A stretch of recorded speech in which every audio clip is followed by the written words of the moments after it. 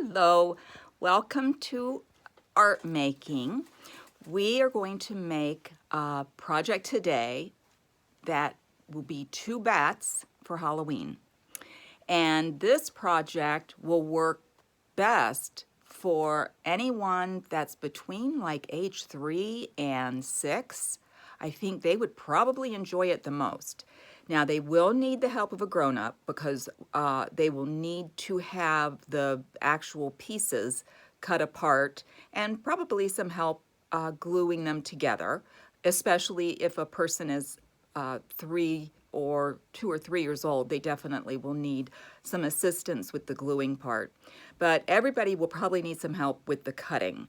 So I'm going to show you the pieces and the materials you need, and then we will get started. Okay, let's get started. What you are going to need is to cut out the images that I have on this piece of paper. This is for the grown-ups. You got to do this part first. The first thing you need are 4 wing pieces. They're going to look like this, and you're going to want to cut them out of black paper. If you don't have black paper, then cut them out of any color paper and have your child color them black. You'll need to have 2 heads. So we're looking at a shape of a circle that has 2 little ears. 2 heads out of black. You'll need 2 body pieces that are in a shape of an oval. You'll need to have 4 white circles about that size, maybe the size of a dime, cut out of white. And then you'll need 4 little irises or pupils, whatever we want to call them, cut out of black paper.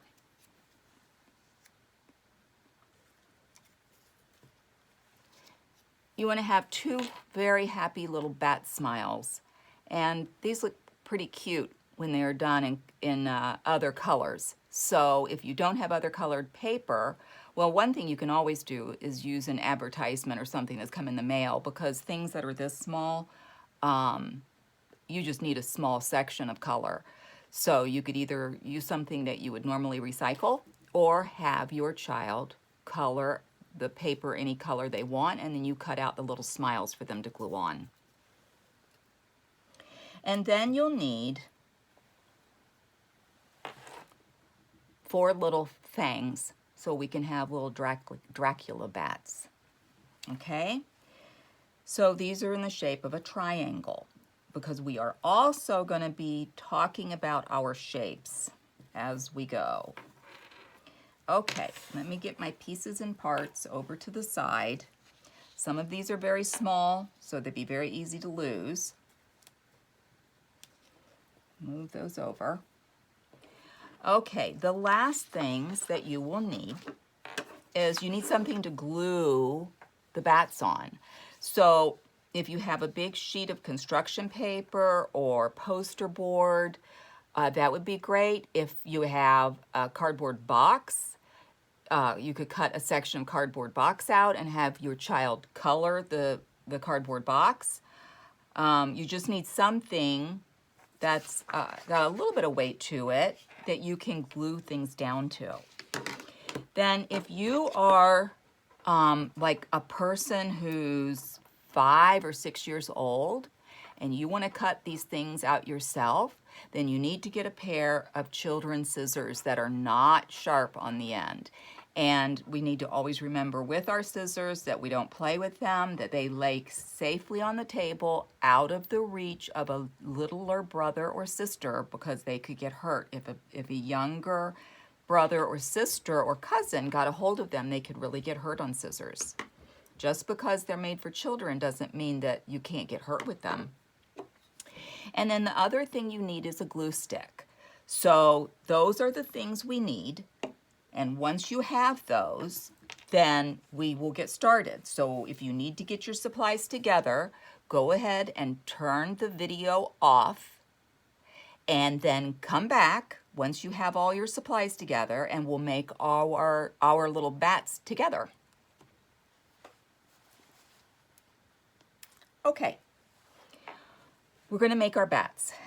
Also, at the end of this lesson, I have a story about bats that I will read for you.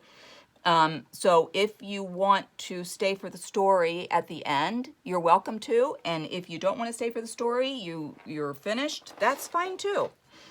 Okay, so what we're going to do, the story we're going to read is about a little bat, and its name is Little Bat. So we're going to make a little bat on our paper and a little bat's friend. Okay, so first we need to do is figure out how we're going to put our bats on our paper. How will they fit? So I want to make mine look like they're flying. So I'm going to put their bodies here. Their bodies are in a shape of an oval. An oval is like a circle that's squished a little bit. That's an oval, like an egg in your refrigerator. And then we have two heads. These are our bat heads. They are both a circle with two little triangle-shaped ears. So we have an oval, a circle, and modified triangles. Modified means they were changed a little bit.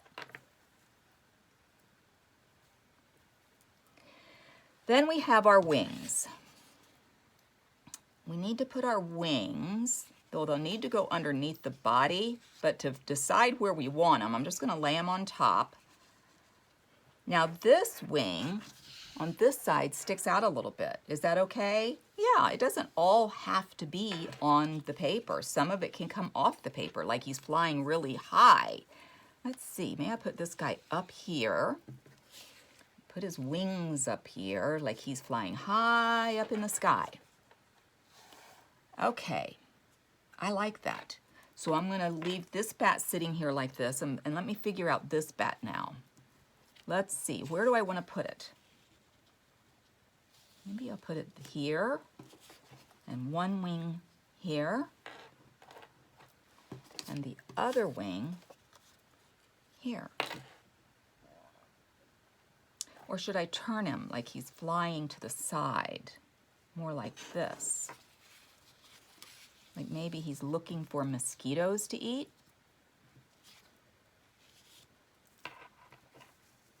Yeah, I think I kind of like him like that. What do you think? Well, what I want you to do is stop the tape and figure out where you want to put your bats. Don't glue them down yet. First, let's figure out where we want to put them, okay? So I'll be right here ready to go as soon as you're done. Come back. Okay, now let's glue down our bats. So the way we're going to do this is what I prefer children to do with a glue stick is instead of turning the glue stick over and smearing everywhere, it's sometimes easier if you take the object you want to put glue on and put it on the glue.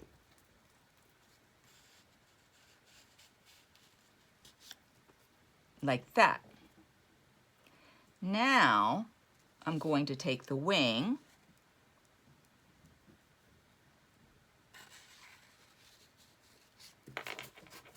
and glue it down. I slid it underneath his body.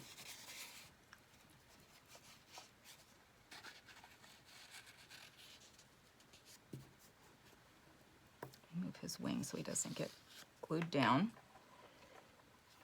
And now his abdomen, his tummy.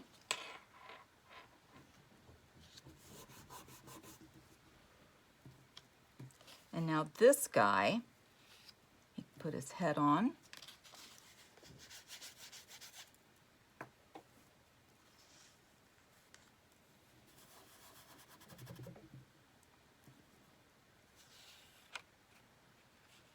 Put his tummy on.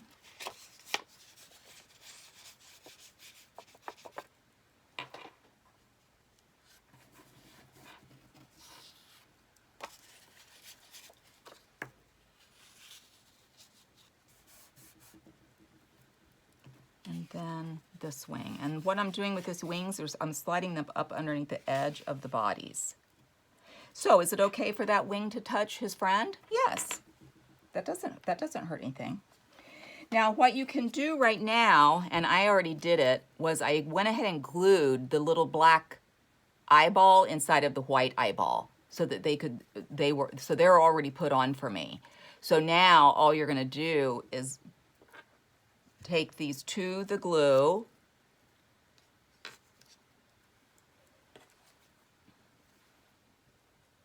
and put them on where you think the eyeballs would look best.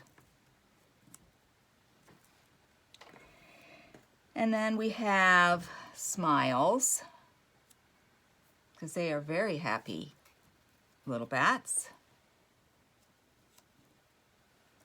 And then, of course, their very big Dracula teeth, because they are Halloween bats.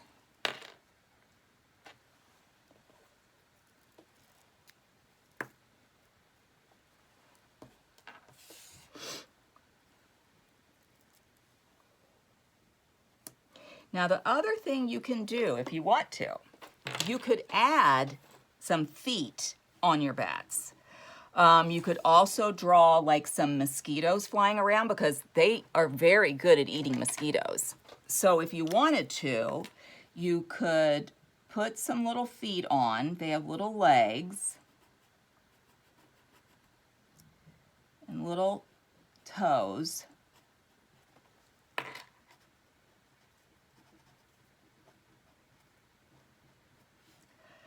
So you could do that, and then you could also just draw some bugs for them to eat. So I'll do a mosquito body, mosquito head, and how about some mosquito wings?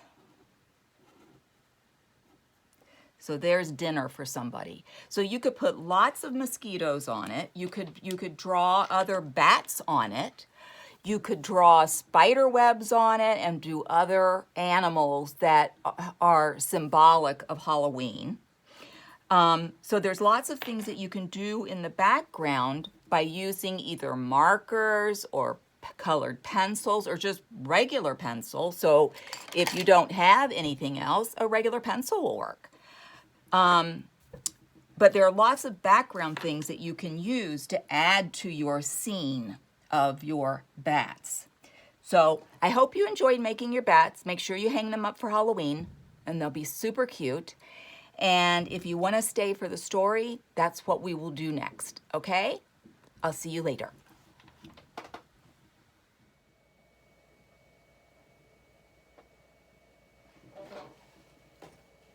The Little Bat Who Loved Halloween by Stephanie O'Connor. That is who wrote this story. Once upon a time, there was a little bat who loved Halloween.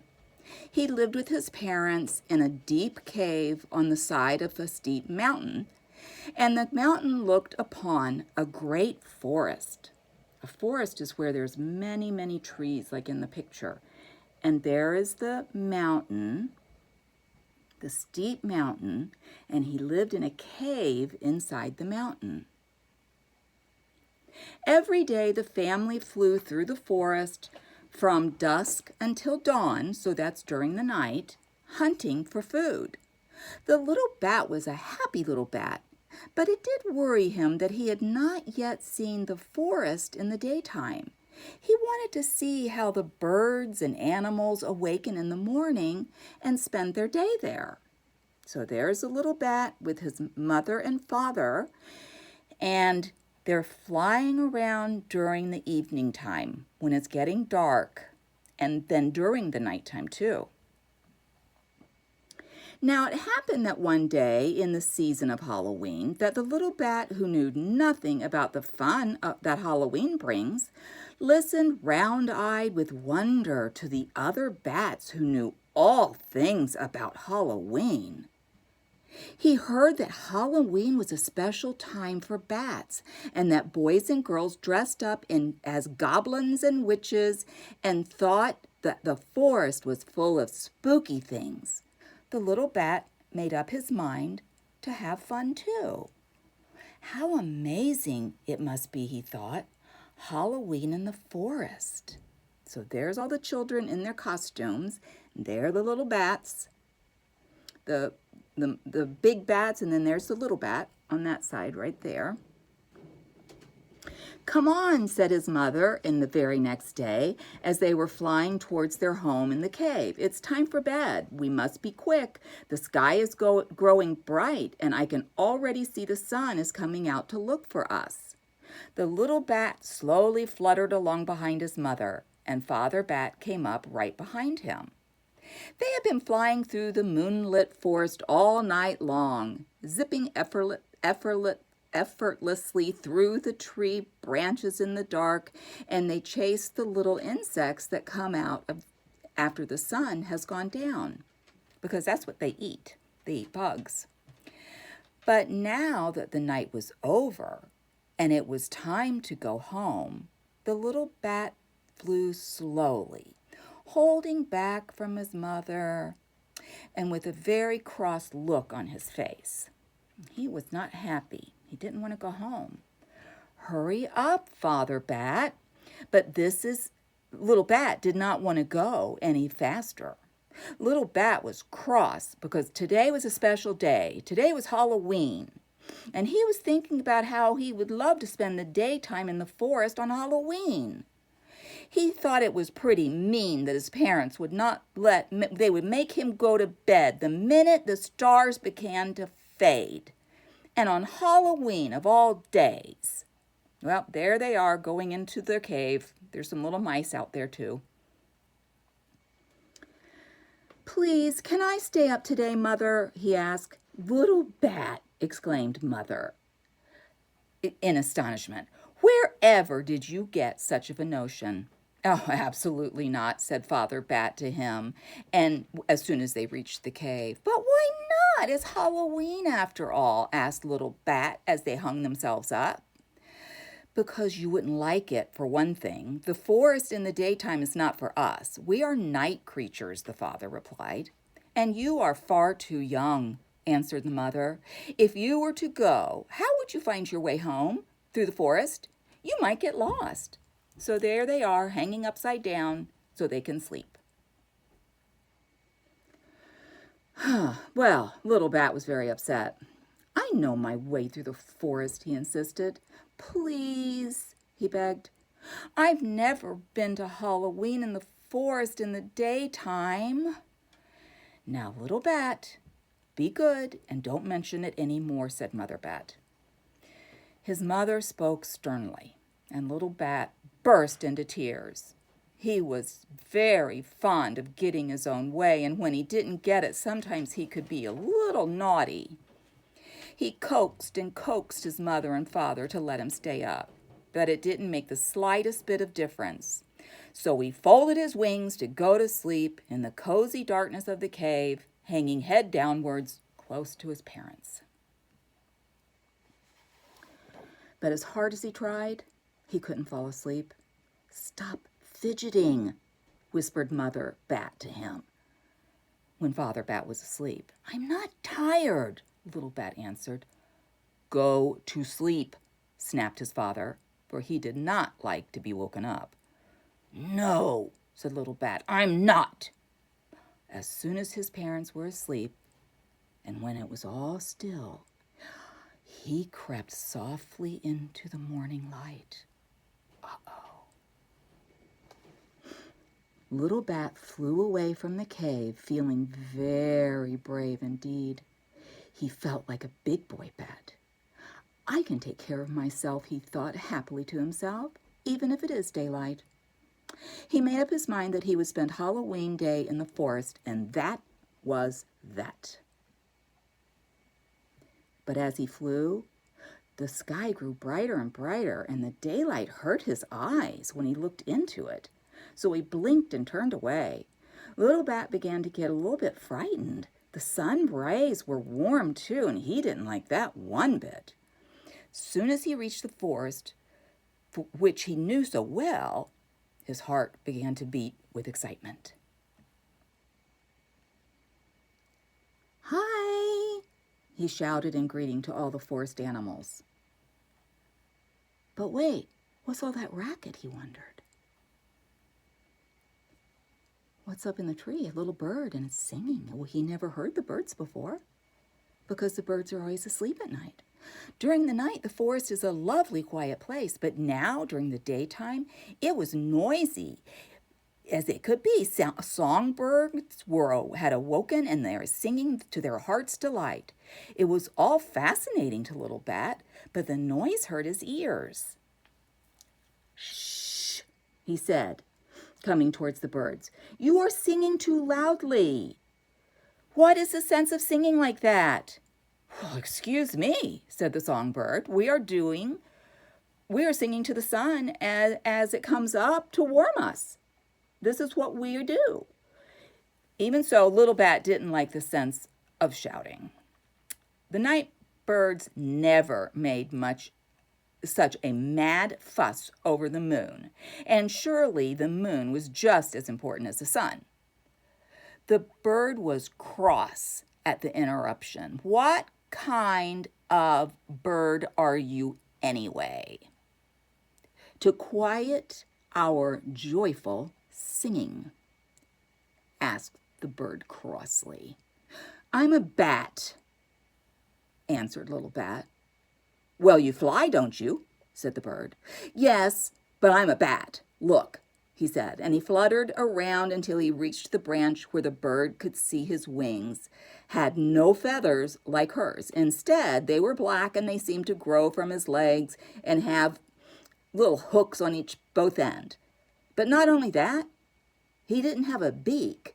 Instead, he had little tiny nose and ears.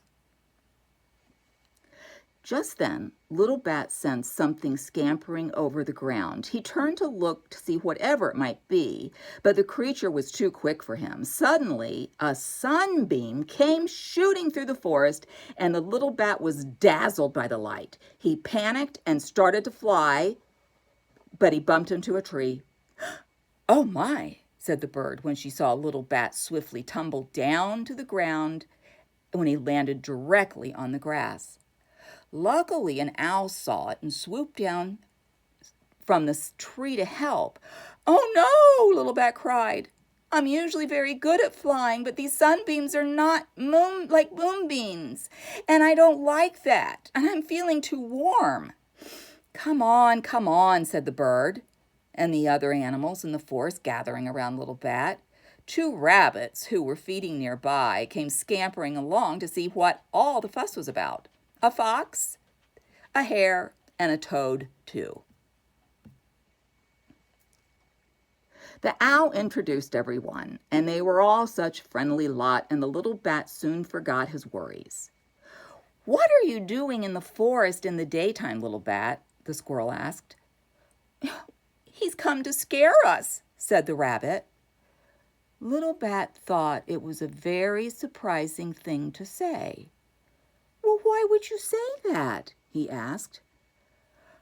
Oh, don't you know? Nighttime is the fun time for Halloween, said the rabbit. And Halloween night is the time that bats come out to scare everyone. Scare everyone? Little Bat was very surprised indeed. How did bats become such a scary symbol on Halloween night, he asked. Well, I don't know, said the wolf. The same way we all did, said the spider, crawling from her web. Yes, as Halloween approaches, it's the spookiest mystery of all. To some of us, like bats, toads, wolves, owls, spiders, remind everyone of this ghostly night, agreed the toad, who was already wearing his big Halloween hat and didn't really look very scary at all. That toad has a witch's hat on. Silly. Little Bat was sad. I've made a terrible mistake. I should go home.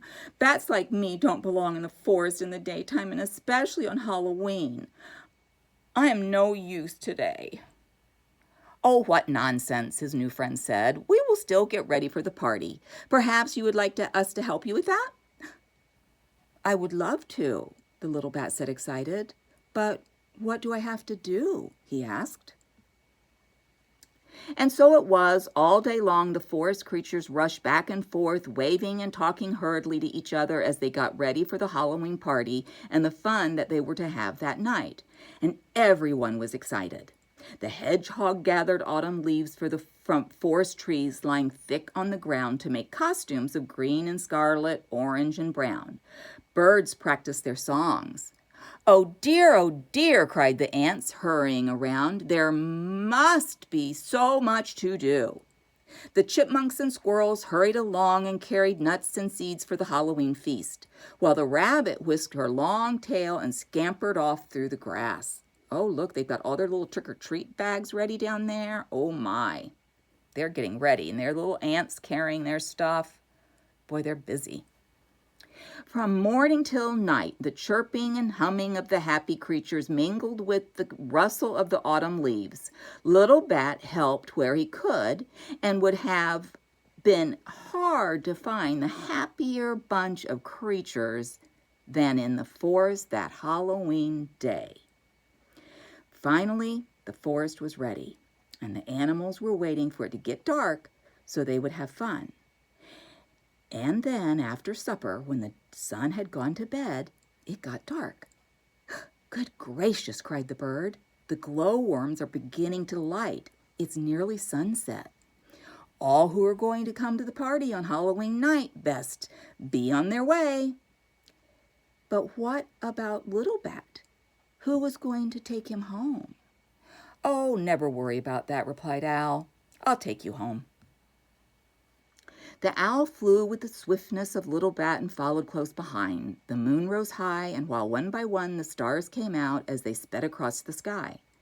The owl seemed to know the exact way to the cave, for just as the moon rose, the Little Bat glided down into the cave's entrance. Little Bat had just enough time to say, "Thank you," before the kind creature was off, and he was left behind. "Enjoy Halloween night," the owl called from the sky. Just then the Little Bat heard his mother. "Little Bat," she cried, "we've been worried." She looked very anxious and ready to scold him for sneaking away. But seeing his little worried face, she pulled him close and wrapped her wings around him in a big snuggle. Back in the cave, Little Bat told his parents about the wonderful day he had spent in the forest. "It was hot and I didn't like the sun one bit," he said, "but I never had so much fun."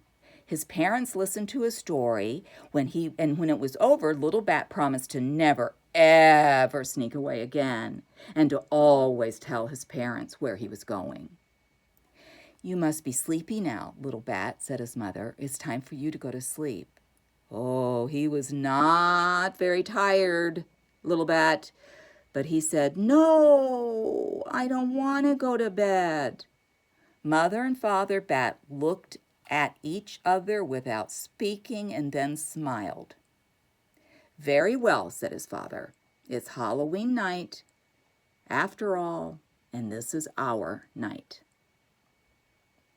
There's the Halloween party, and Little Bat got to go with his mother and father, and he's never going to be naughty again and sneak away. That was very dangerous of him to do. But there's the party.